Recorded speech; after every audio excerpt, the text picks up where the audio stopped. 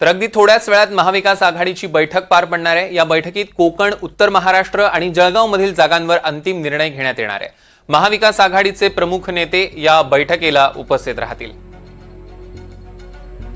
जुई जाधव आपल्या प्रतिनिधी आपल्यासोबत जोडल्या गेलेत, त्यांच्याकडनं अधिकचे अपडेट्स घेऊया। जुई, महाविकास आघाडीची थोड्याच वेळात बैठक आहे, काय अपडेट्स? अगदीच आपण पाहतोय सौरभ की गेल्या आठवड्यामध्ये महाविकास आघाडीच्या सलग 3 दिवस बैठका पार पडल्या आणि तेच सत्र या आठवड्यात देखील आपल्याला पाहायला मिळत आहे। आज महाविकास आघाडीची बैठक होणार आहे आणि पुढचे 2 दिवस हे बैठकींचं सत्र असंच सुरू राहणार आहे। अवघ्या काही वेळातच मवियाच्या बैठकीला सुरुवात होणार आहे।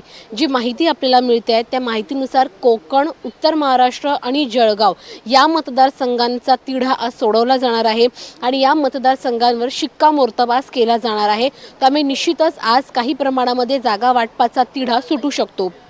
मुख्य म्हणजे दसऱ्यापर्यंत महाविकास आघाडीच्या जागा वाटपाचा तिढा सोडवण्यासाठी महाविकास आघाडी प्रयत्नशील आहेत आणि त्याच पार्श्वभूमीवरती बैठकांचा तडाखा लावला गेला आहे। आज, उद्या आणि परवा असे 3 दिवस महाविकास आघाडीच्या बैठका पार पडणार आहेत। प्रामुख्याने जर आपण पाहिलं तर मग विदर्भाच्या जागा देखील अजून प्रलंबित आहेत।